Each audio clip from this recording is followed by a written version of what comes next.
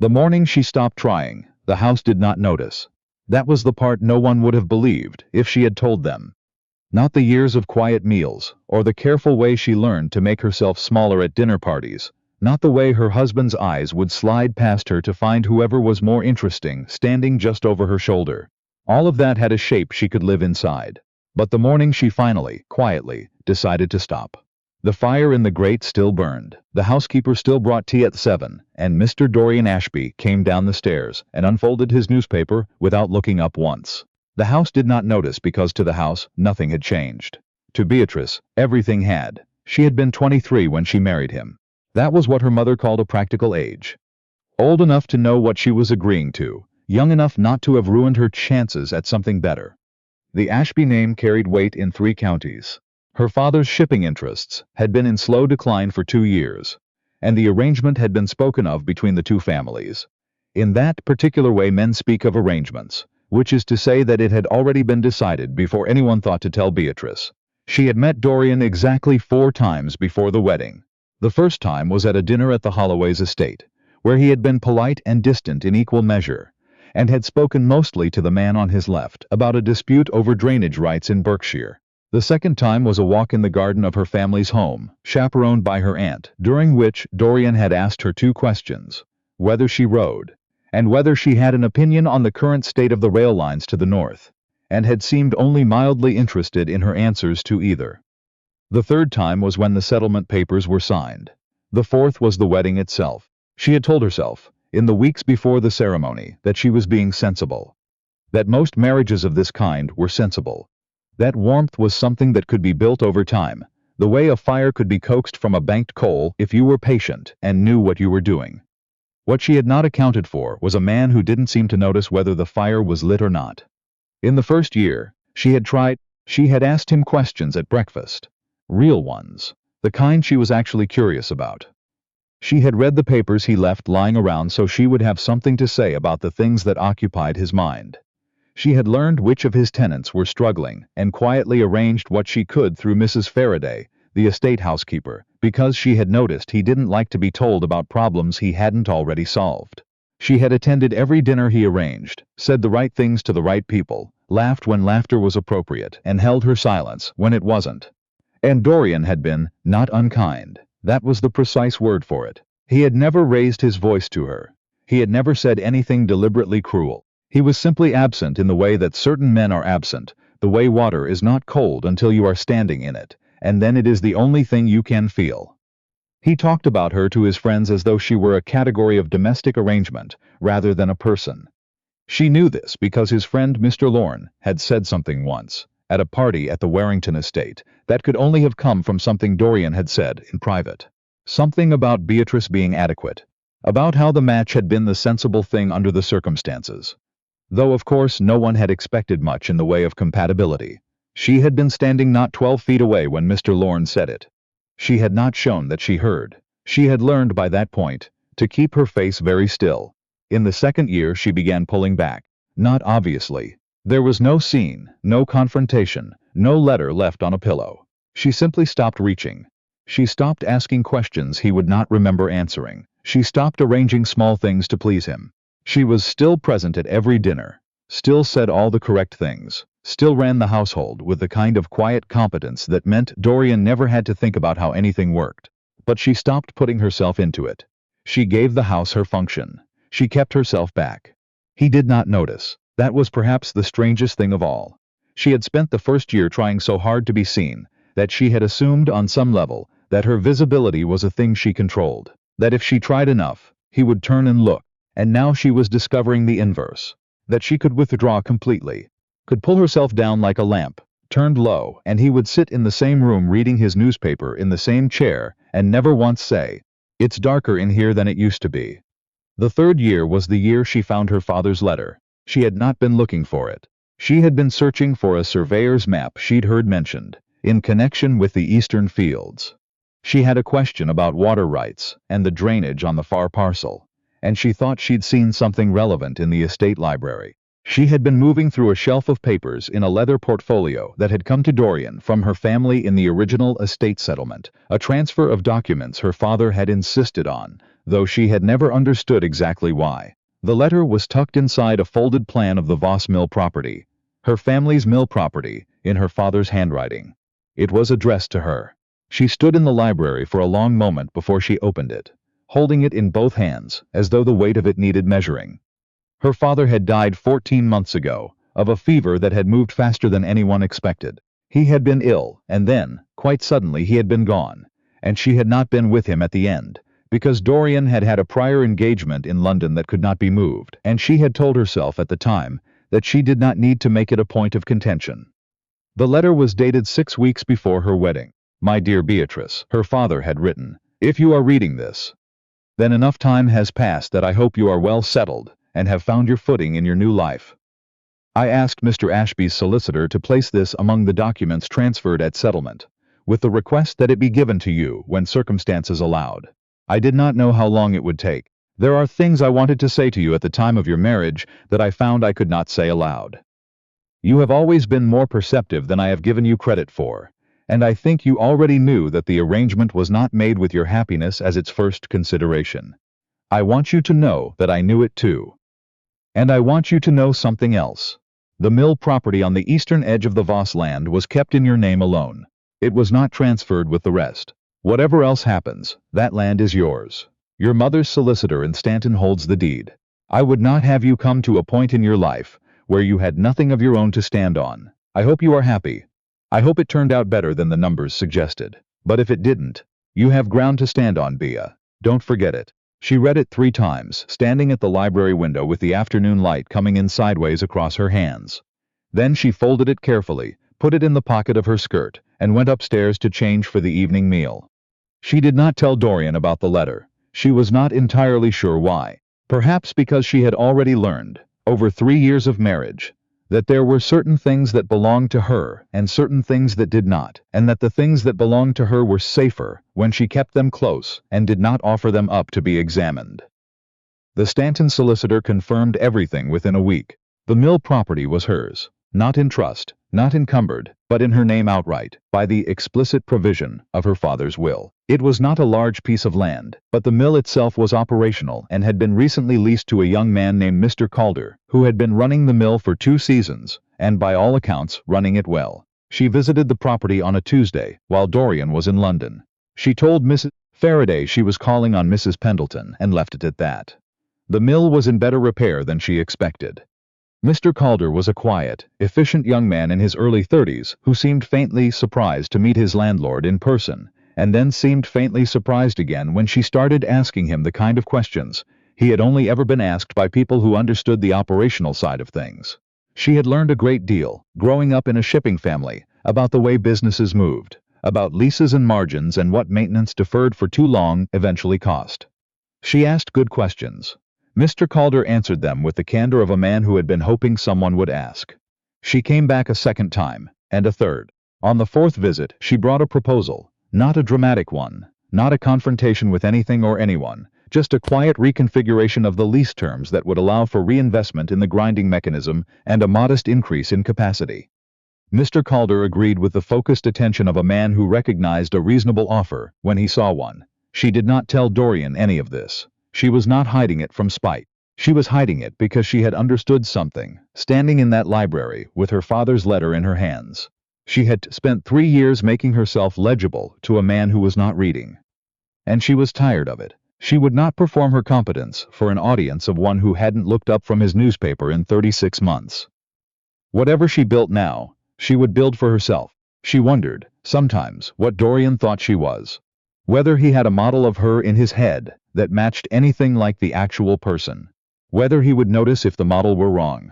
The answer came at the Warrington estate again. It was always at other people's houses, she noticed, that the truth about her marriage showed its face most clearly. There was a dinner in early spring, one of the large ones with 3 long tables set end to end in the formal room, and she had been seated near the end while Dorian held court near the middle, with the Warrington cousins and a man she didn't know who turned out to be a member of Parliament. She had been speaking to a woman named Mrs.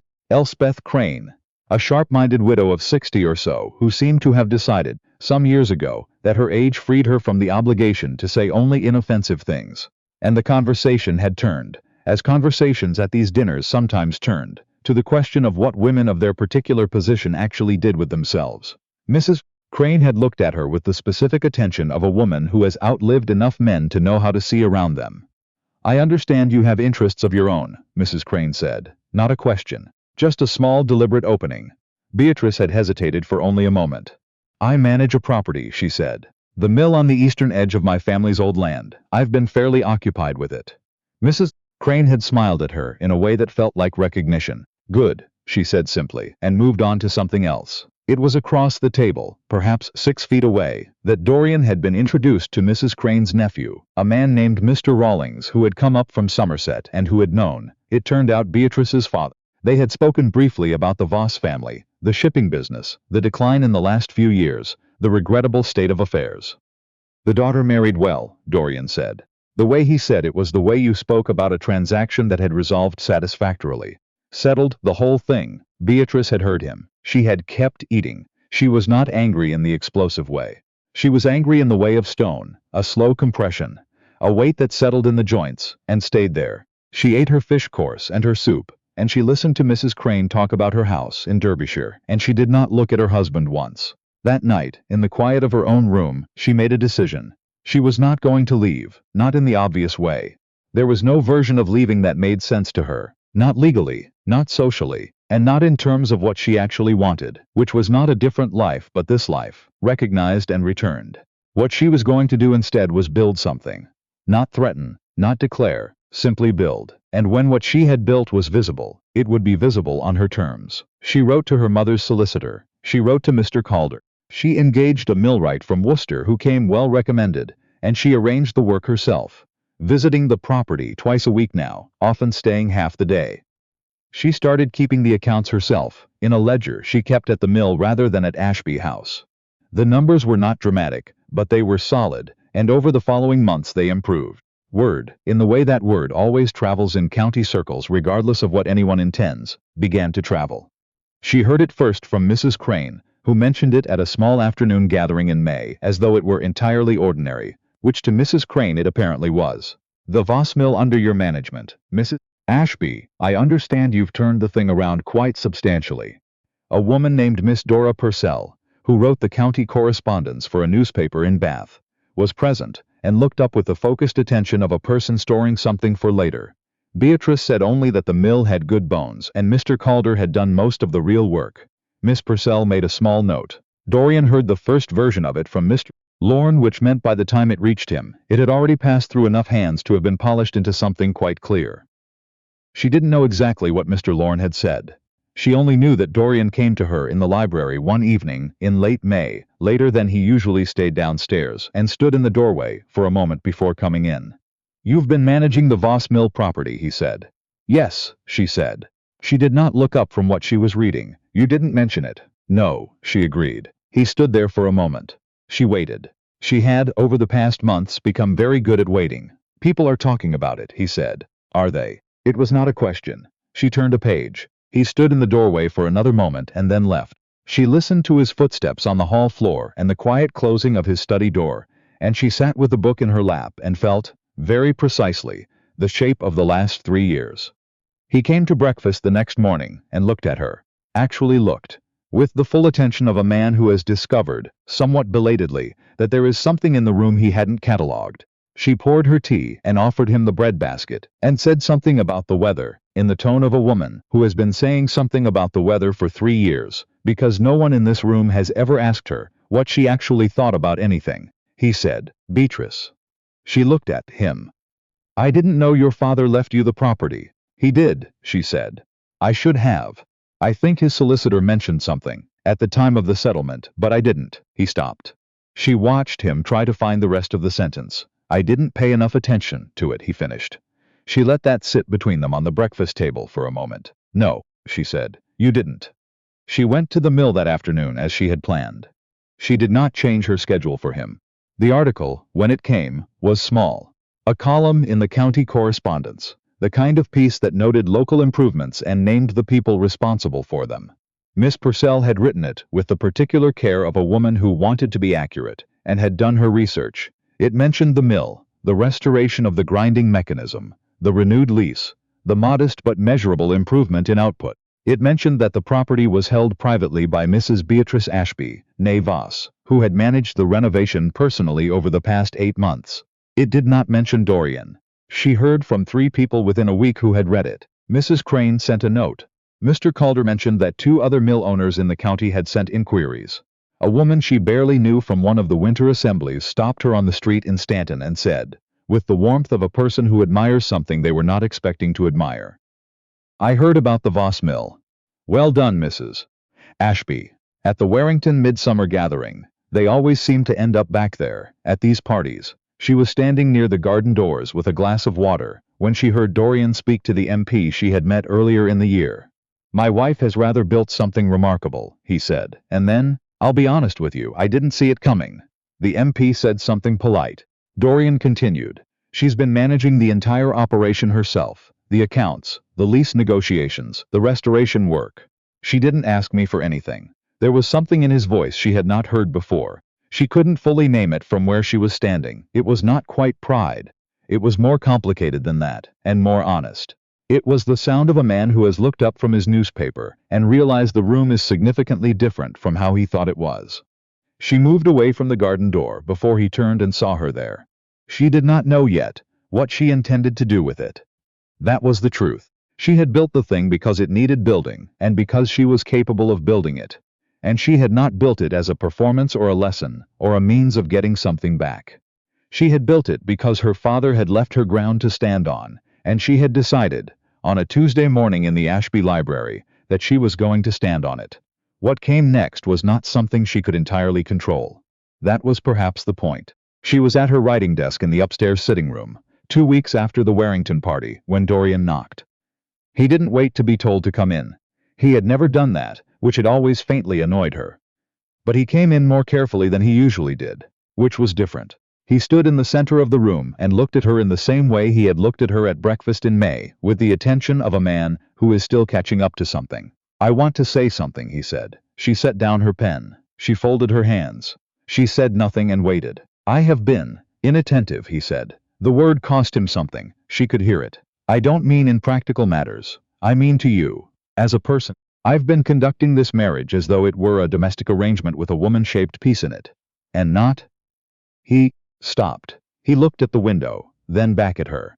"I didn't know you managed the shipping ledgers at your family's house. I didn't know what you'd studied, or what you found interesting, or what you thought about anything, because I never asked. And you built something significant under my roof while I was reading my newspaper, and I didn't know a thing about it until other people started telling me." She looked at him steadily. "That's true," she said. "I'm not asking you to." He stopped again. "I'm not making a demand of any kind. I don't think I have the standing for demands at this point. I wanted you to know that I understand what I've been doing, and I understand that understanding it now, 3 years in, is not the same as having done better." She looked at him for a long moment. Outside, the summer was going on in the usual way. Birds, light through the curtains, the distant sound of something being moved in the kitchen yard below. "Dorian," she said, "I know what you meant to say and what it cost you to say it. I'm not dismissing it." He waited. "But I need you to understand that I cannot go back to the way things were. I won't go back to being a category of arrangement. And I won't stop the mill, and I won't ask you for permission to continue working on the things that are mine." She paused. "If you are willing to actually see me, to have a marriage that works in both directions, then I'm willing to find out whether that's possible. But I won't do it on the assumption that things have changed just because you've noticed they should." He was quiet for a moment. Then, "That seems fair. It's the minimum," she said. Which was the truest thing she had said to him in 3 years. And she watched him absorb it with the look of a man who knows he is getting something he hasn't earned but is not going to refuse it. She went back to the mill the next morning. She had a meeting with Mr. Calder, and a question about the eastern drainage that needed settling. She put on her walking boots, and she went out through the kitchen door into the August morning, and walked the quarter-mile down to where the road bent and the mill came into view. Her mill, her father's last gift to her, the ground he had wanted her to have. The work was still unfinished. It was always going to be unfinished. That was the nature of anything real. But the wheel was turning, and the water was moving, and the accounts showed a modest, steady, honest surplus that she had built herself out of 3 years of being very quiet and 1 year of deciding that quiet was not the same thing as still. She stood at the mill gate and looked at the wheel turning in the morning light, and she felt something she hadn't felt in so long she had almost forgotten what it was called. Like herself. She felt like herself, and whatever came next from the marriage, from Dorian, from the slow and uncertain work of two people learning how to see each other, it would come from here, from this ground, from this morning, from the person she had been patient enough and stubborn enough to stay,